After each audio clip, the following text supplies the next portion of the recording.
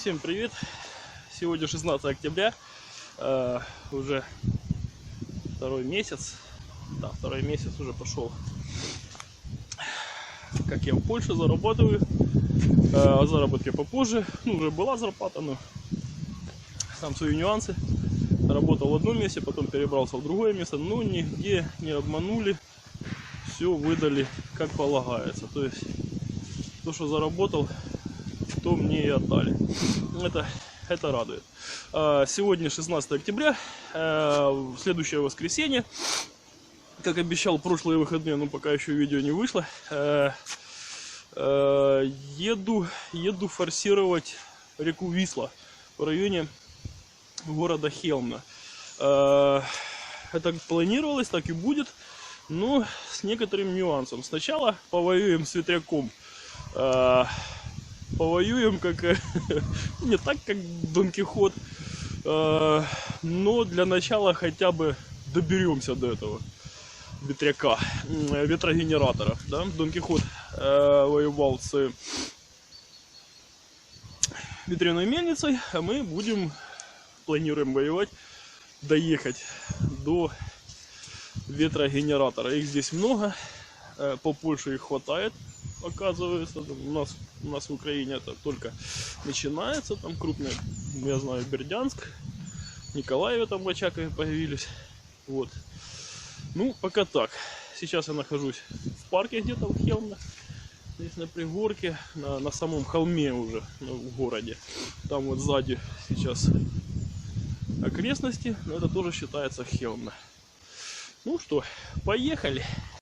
Приехали оттуда, из Хелмна, вот в эту сторону, не помню, что, по-моему, Хелмна туда, сюда Гданск, а сюда вот на табличке, на табличке какая-то Нарва Унстал. Нам туда не надо, нам надо на Гданск. Поехали! Они огромные!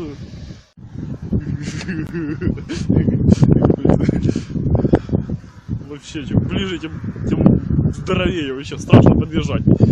Ну, это величественность завораживает вообще. Что, продолжим, да? Еще, друзья, хочу рассказать, вот тут такие вот мини-электростанции, фонарный столб.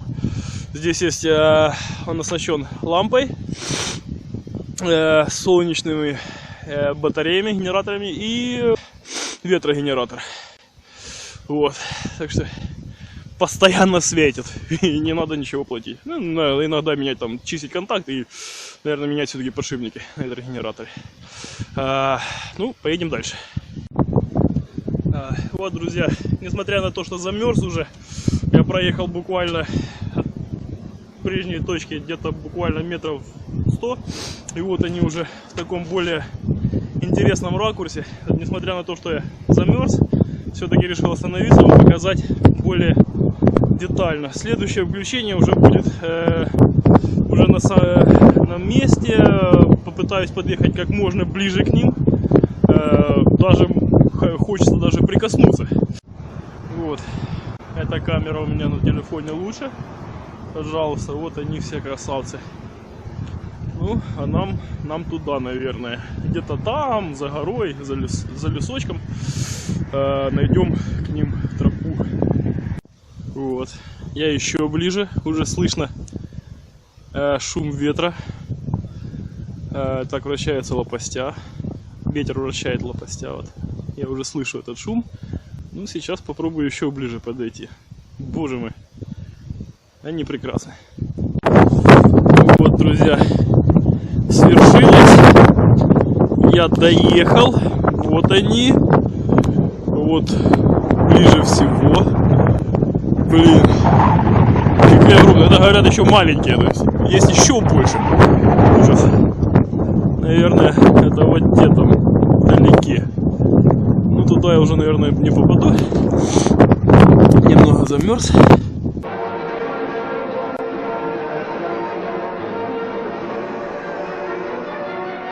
Ты где? Кто, вашими? Христом стоит на холме, машет ручищами. Ваша милость, это мельница. Вперед!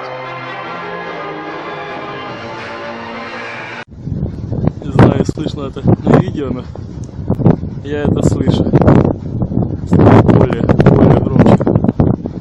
Ветер усилился. Да, я здесь, я доехал. Они такие большие, что даже немного подташнивает. И холодно. Пора ехать. Товарищи, на броневичок форсируем реку Висла в районе города Хемна. Вперед! Нас ждут великие дела. Прекрасный домик на опушке леса. Вот все там дымится. Банька, наверное, топится. А еще какой шок у меня случился. Вот на всю трассу, пока я еду, вот такие вот скамеечки. И они везде нормально, не тронуты. Дорога отличная. Продолжаем путь. Висла, наверное, в ту сторону. Поехали. Даже вот город, надеюсь, вам видно, приобретает совсем иной вид издалека. Опять вспомню завод какой-то, все пыхтит. Опять воскресенье. Вспоминается строки Есенина. Лицом к лицу лица не увидать, большое видится на расстоянии. Действительно, надо немного отъехать от большого или взлететь над миром, чтобы увидеть его целостность. Так проще слаживать всю мозаику воедино. Немного прокачусь в ту сторону, может доеду до завода, посмотрю, что там такое. Это какой-то населенный пункт, пока не знаю, что там, но отсюда видать, виднеются какие-то тоже дома, костелы, старый какой-то город. Возможно, на следующих выходных, даст Бог хорошую погоду, я поеду и туда.